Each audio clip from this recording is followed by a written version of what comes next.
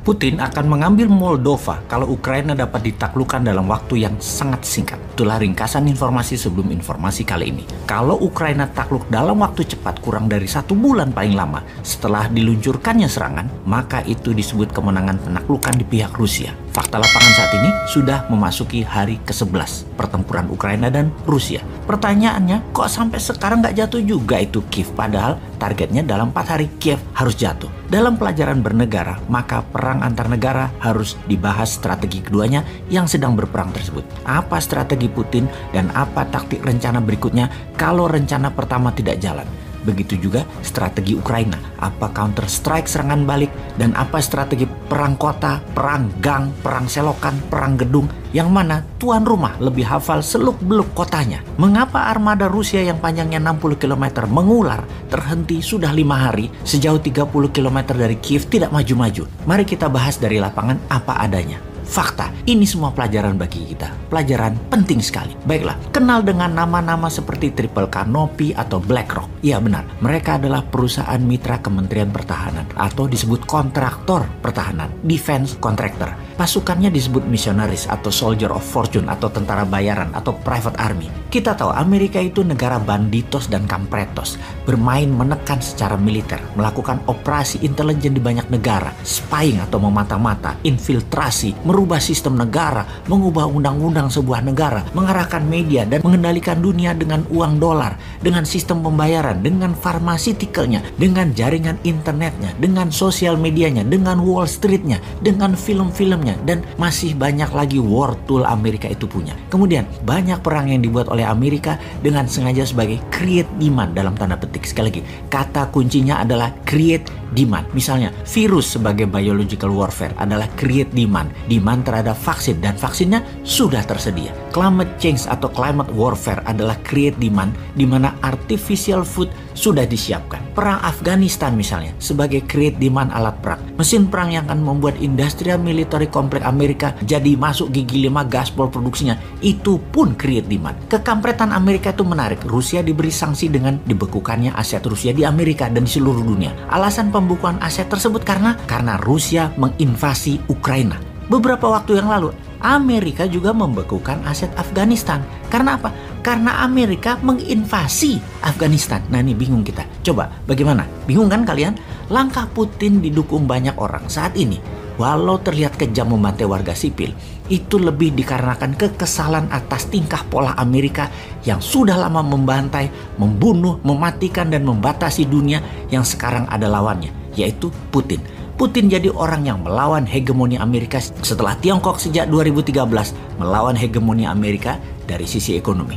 Oh iya, padahal sejak tahun 2017 Bosman mengingatkan, hayu Indonesia jadi negara besar pakai MMT tanpa hutang lagi ke Tiongkok dan Amerika supaya bisa seperti Rusia. Namun sayang, Lord bukan Putin. Ya sudah, tunggu aja new main nanti tanggal mainnya ya. Kembali ke Soldier of Fortune, kontraktor pertahanan Amerika ini. Amerika kalau perang, setelah perang Vietnam, cara perang mereka ubah.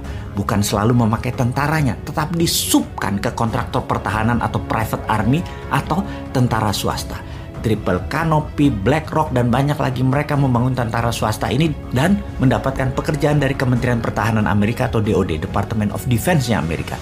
Jadi ketika di Afghanistan, di Libya misalnya, tentara swasta ini masuk bersama tentara resmi Amerika dengan berbagai tujuan yang berbeda. Salah satunya adalah yang resikonya tinggi, private army ini yang masuk. Jadi sekarang kita bicarakan mengenai tentara ini di Ukraina, Missionaries Army ini. Private Army saat ini dikirim NATO, ada yang dari Inggris, dari Amerika, dan negara NATO lainnya yang dalam 7 hari ini semakin banyak. Diperkirakan sudah 16.000 pasukan terlatih ini masuk. Dan juga dalam 2 bulan terakhir, Ukraina mendapatkan kiriman senjata, amunisi, shield pelindung tubuh, dan banyak lagi senilai lebih dari 21 triliun rupiah dari berbagai negara NATO, terutama Amerika, dan barang ini semua sudah masuk ke Ukraina.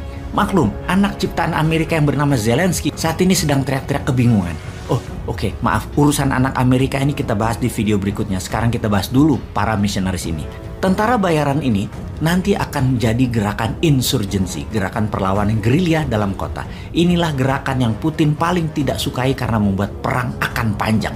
Masuknya private army ini ke Ukraina membuat Putin berang. Jenderal lapangan Rusia, Majen Andrei Sukhovetsky, tewas diduga ulah sniper dari para misionaris ini, dan banyak lagi serangan satu-satu membuat tentara Rusia dalam posisi bertahan. Apapun itu, kita harus terus belajar. Bagi kita ada dua hal yang kita akan pelajari di sini. Pertama, apa strategi perang gerilya kota urban war sebagai counter insurgency dari pihak Rusia? Rusia akan memainkan strategi apa? Itu yang setiap saat ini dimonitor oleh para intelijen pertahanan. Yang kedua, strategi bernegara apa yang Putin akan mainkan di permukaan untuk strategi mengalahkan sanksi ekonomi yang mulai memukul rakyat Rusia di dalam negeri Rusia. Sanksi ekonomi Rusia dilakukan seperti pesawat datang dan keluar dari Rusia, dari dan ke Rusia dilarang. Transfer SWIFT diblok. Negara Rusia mungkin punya shadow banking, namun rakyat Rusia yang di ATM bingung.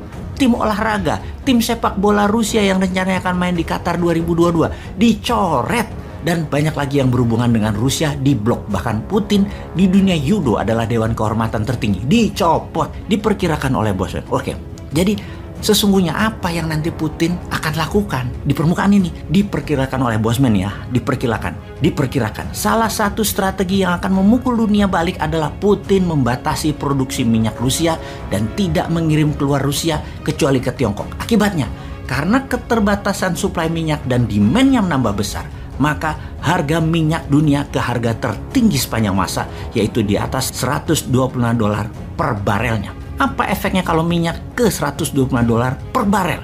Bisa tumbang itu Amerika serta seluruh dunia karenanya. Putin intinya main sangar aja. Kalau kita